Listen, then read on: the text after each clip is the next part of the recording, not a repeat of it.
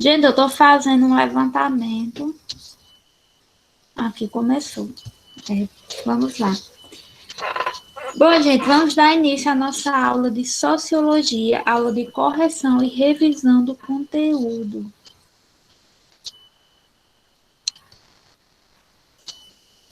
A nossa atividade Sociologia, eu coloquei uma questão para refletir, né? Uma questão de reflexão com resposta de cunho pessoal. Por que eu coloquei essa questão de reflexão?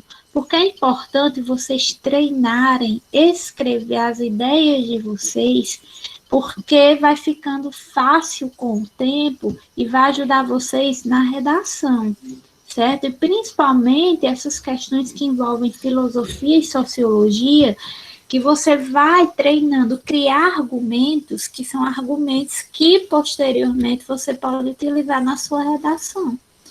Então, aqui eu coloquei uma pergunta, né, que é uma pergunta bem importante, que é: você acredita que adolescentes entre 16 e 18 anos estão aptos a votar? Por quê? Essa pergunta gera muito debate, né? Gera muito debate, porque muita gente acredita que os adolescentes nessa faixa etária essa faixa etária entre 16 e 18 anos estão aptos a votar, sim, né? Que eles já têm uma consciência, entendem as coisas e são capazes de votar. E muita gente acredita que não, porque são adolescentes, né? São muito ainda motivados pelas emoções e não têm uma consciência tão crítica para tomar uma decisão tão importante como quem vai governar o país. Então, existe um debate muito crítico em relação a esse tema, né? A questão da votação. E aí eu coloquei essa questão justamente para vocês refletirem. Veja que é um tema, né, que pode gerar argumentos, né, para uma redação. É um tema pertinente, de grande importância, em que há uma discussão sobre isso, né? E aí eu coloquei a pergunta e também para você justificar o porquê, porque quando você vai justificar a sua resposta, é onde vai estar o seu argumento. E buscar argumentar, né? Não um argumento apenas eu acho isso, eu acho aquilo, mas um argumento forte, um argumento que tenha sentido, vai auxiliar você quando for fazer a redação no Enem, que você já vai ter uma prática para isso, certo? Gente, tem alguns alunos aqui mandando mensagem aqui no WhatsApp. E é só deixar como aviso para vocês. Quando vocês mandarem, não puder assistir a aula e mandarem algum aviso, eu só olho depois da aula, tá? Então, eu demoro um tempo para me responder, porque eu não tenho como estar parando a aula para ir responder no WhatsApp. Então, quando a aula termina, é que eu vou responder as mensagens. Se acontecer de vocês qualquer dia não poder assistir a aula, for assistir a aula gravada depois e for me avisar, e mandar na hora da aula, já sabe que eu vou demorar a responder. Então, deixem para mandar à tarde, depois do almoço, né? Depois da aula. Que o importante é você justificar, ok?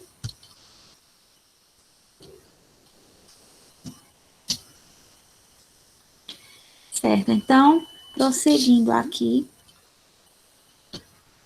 né, como eu falei, era uma pergunta de cunho pessoal para você desenvolver sua habilidade argumentativa.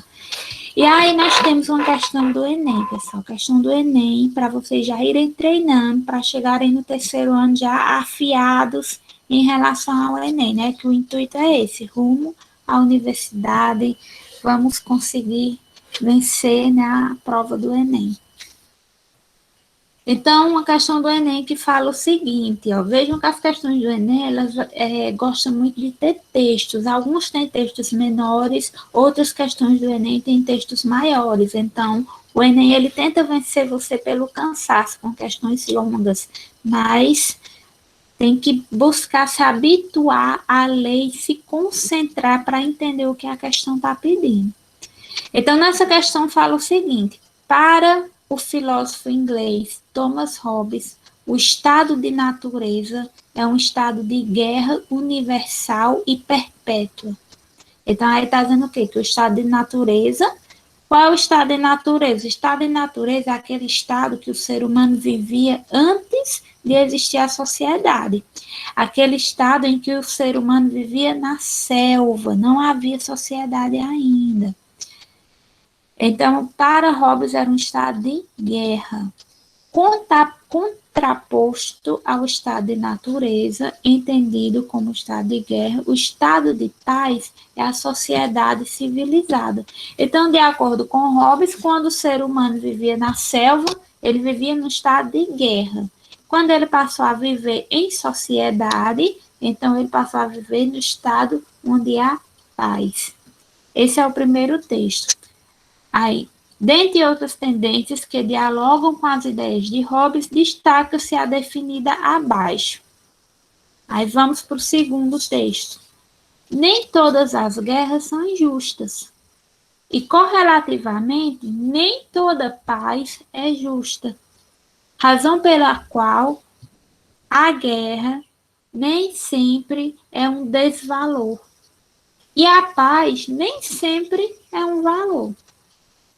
Comparando as ideias de Hobbes, do texto 1, com a tendência citada no texto 2, pode-se afirmar que, observem que essa questão ela é interpretativa.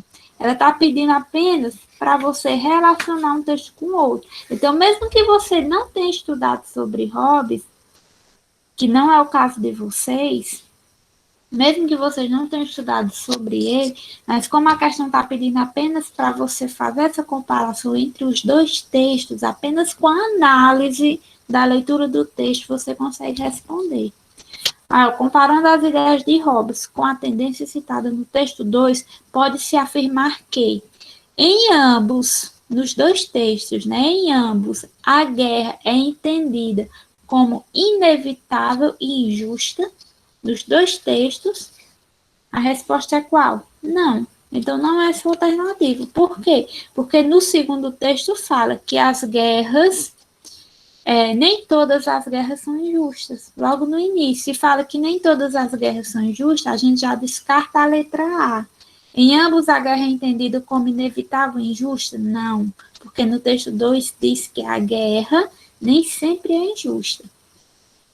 Na letra B, para Hobbes, a paz é inerente à civilização. Vocês sabem o que é inerente?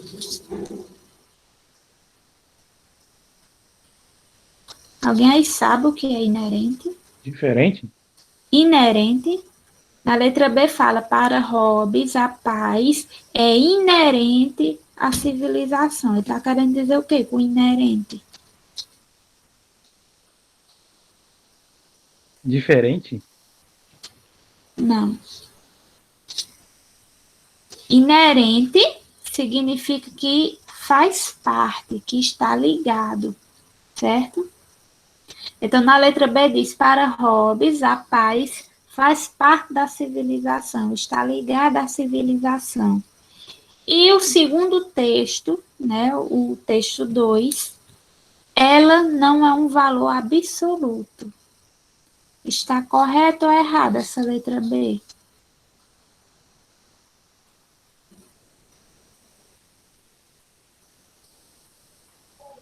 Eu marquei essa.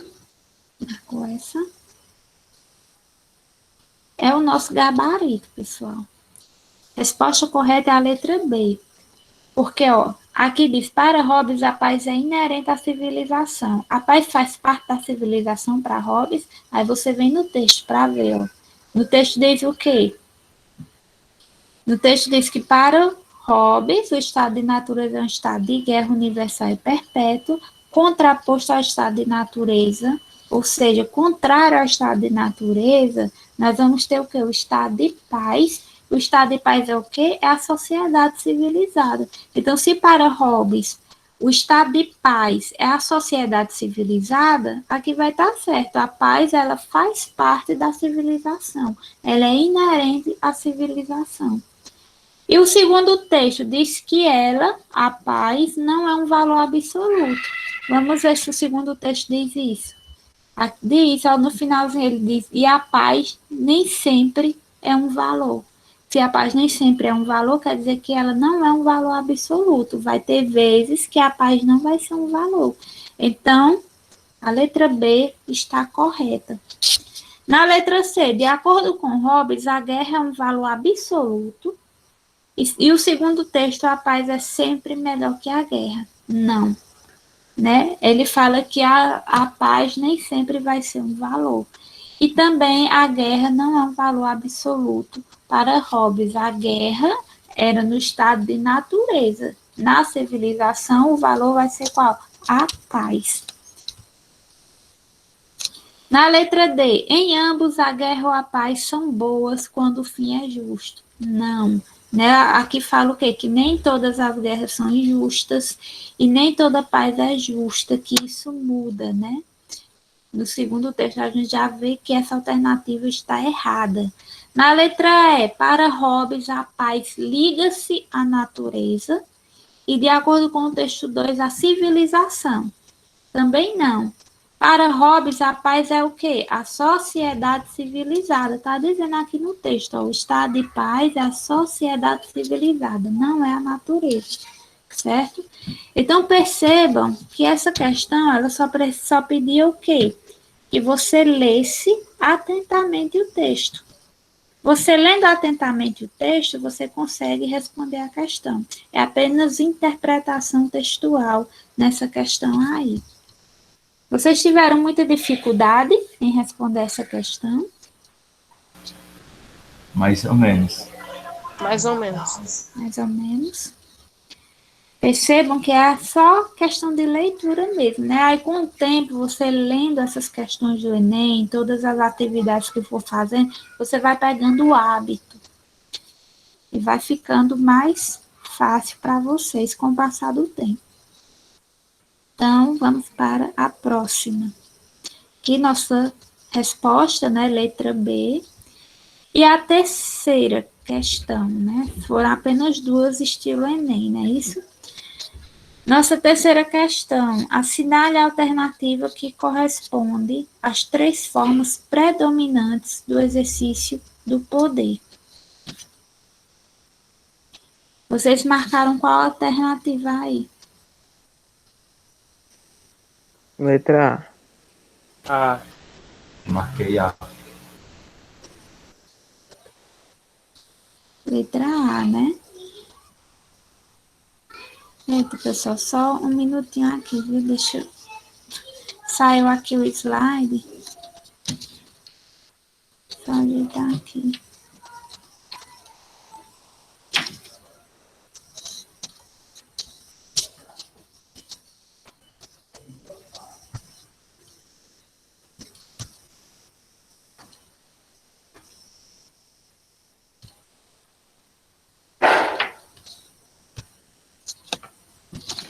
Peraí.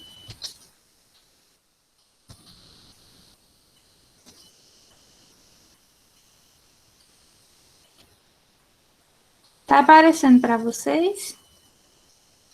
Sim. sim. Sim. Só tá na página errada. Só ajeitar aqui.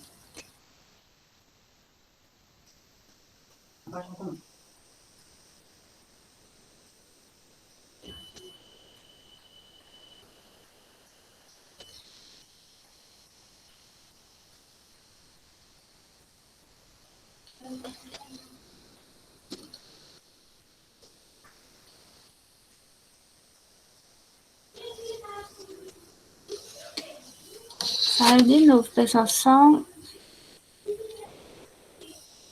um minutinho. Só ajeitar aqui o slide.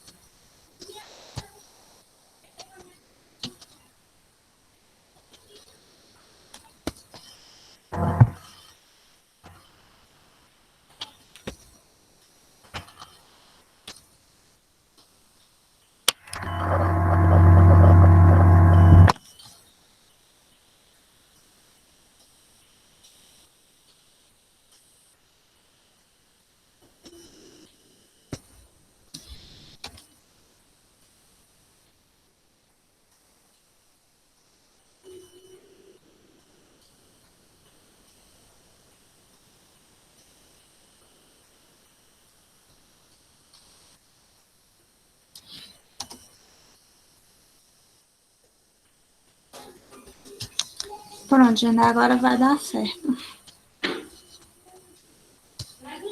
Agora vai dar certo.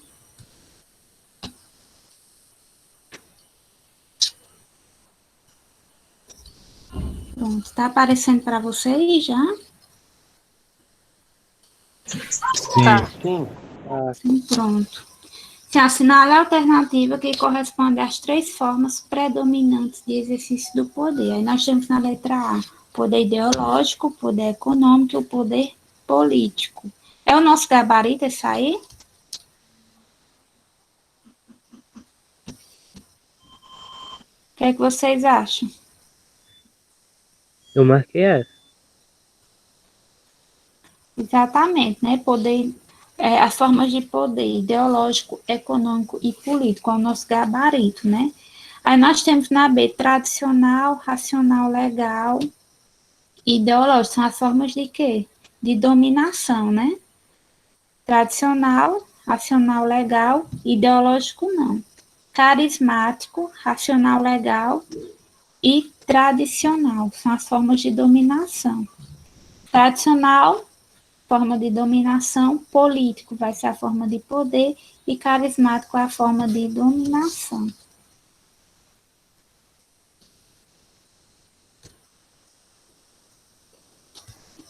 E aqui nós temos a nossa resposta. E vamos agora para a nossa quarta, né? Sobre a definição de política proposta por Aristóteles. Assinale a alternativa correta. Gente, só voltar aqui, só para ver se vocês ainda se lembram o que é cada um deles. Vocês ainda lembram o que é o poder ideológico? As mídias. Exatamente, as mídias, né? Aquele poder onde vai ser utilizada a manipulação da mente das pessoas, né? Então, é por meio da manipulação da mente que as pessoas conseguem fazer com que a maioria das pessoas pensem da mesma forma, tenham o mesmo comportamento, queiram comprar o mesmo produto, né? Uma forma de poder ideológico. E o poder econômico? Alguém lembra? O dinheiro. Exatamente, o dinheiro, os Riqueza. bens materiais, né? Riquezas, exatamente. E o poder político é o poder relacionado ao governo, Aos né? governantes. Exatamente, relacionado aos governantes, à administração da nação.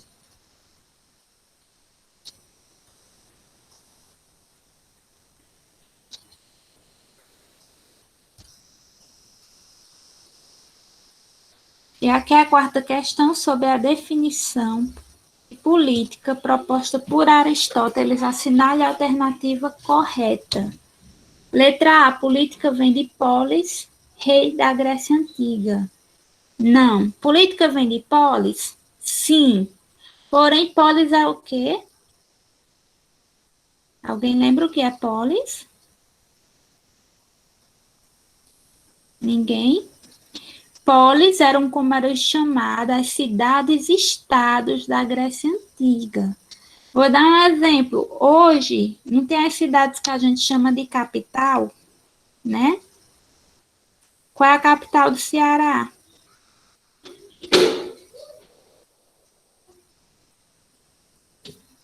Hein, pessoal? Digitem aí. Qual é a capital do Ceará? Ninguém sabe? Fortaleza. Exatamente. Por quê? Fortaleza é a capital? Porque é a cidade que é mais desenvolvida. Então, essa cidade que é mais desenvolvida, a gente chama de capital. Então, a polis é como se fosse a capital. Então, as cidades mais desenvolvidas na Grécia Antiga, elas eram chamadas de polis, que eram as cidades centrais, as cidades mais desenvolvidas. Então, a palavra política vem de polis, que eram as cidades-estados, e não era o nome do rei da Grécia. Eram, como eram chamadas, as cidades-estados, por isso a letra A está errada. Na letra B, a política é o exercício do poder para realização pessoal. Essa alternativa? Não. Para Aristóteles, porque a questão quer saber a proposta, a ideia de política proposta por Aristóteles. A política não é o exercício do poder para a realização pessoal. Hoje acontece de ser, mas não era para ser também, né? Porque quando uma pessoa busca ser um candidato político, ela deve pensar em fazer o bem para a sua cidade ou para o seu país, e não para ela mesma, né? Infelizmente, a gente vê muitos políticos fazendo o quê? Fazendo o que é bom para ele próprio, e não para a população. Mas está certo isso? Não, né? O certo não é fazer o bem para si, para a sua realização pessoal. O certo é fazer o bem para todos. Na letra C, política é o exercício do bem comum. O que seria o bem comum? É comum, é para todo mundo, né? Então, seria o quê? O exercício do bem para todas as pessoas. Essa é a nossa resposta, né? Para Aristóteles, a política é o exercício do bem comum, é realizar o bem para todos da cidade, para todas as pessoas da polis, ok? Na letra D, política é a arte de tirar bens dos pobres? Não, né? Pelo contrário, né? A política deveria ajudar os pobres a terem mais bens, mais qualidade de vida, né? Ficou alguma dúvida, pessoal, sobre essa questão? Não. Deu para entender direitinho o que é política, o que é polis para Aristóteles? Sim. Deu. Bom, gente, só relembrando, né, na aula passada, eu tinha falado para vocês, né, que a palavra política, ela foi criada por Aristóteles, ele escreveu um livro chamado A Política. E nesse livro, Aristóteles, ele ensina como administrar a polis, que era a cidade grega, né? As cidades mais desenvolvidas, que eram chamadas de polis. Por isso que o ato de administrar o país, administrar a cidade, é chamado de política, porque vem dessa ideia que foi criada por Aristóteles.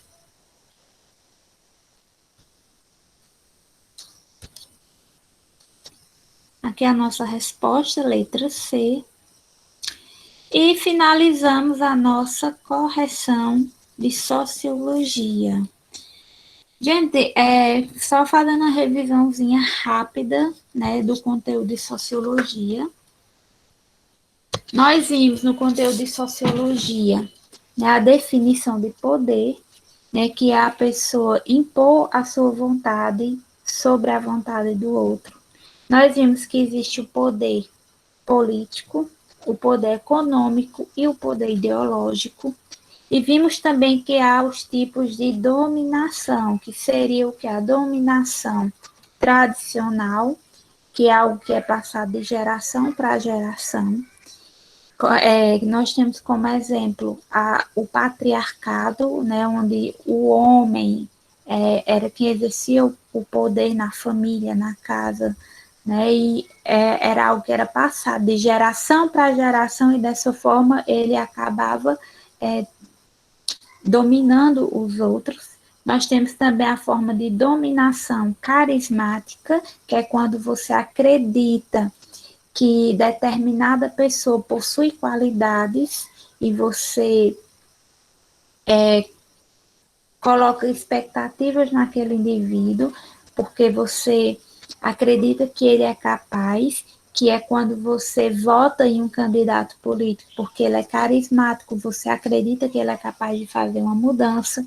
Então, é uma forma de dominação carismática. E nós temos a racional legal, que a racional legal é o que? A burocracia, né? Os documentos. Tudo que a gente vai fazer, a gente tem que obedecer à burocracia. Você vai abrir uma conta no banco, tem que levar seus documentos, tem toda aquela burocracia que você tem que seguir. Vai fazer uma matrícula na escola, também tem toda aquela papelada, aquela burocracia que você tem que seguir, né, para conseguir se matricular. Então, isso é chamado de dominação racional legal. São coisas que nos controlam, que nos dominam, e nós temos que fazer o que rege a burocracia, certo? E encerramos aqui a nossa aula de sociologia.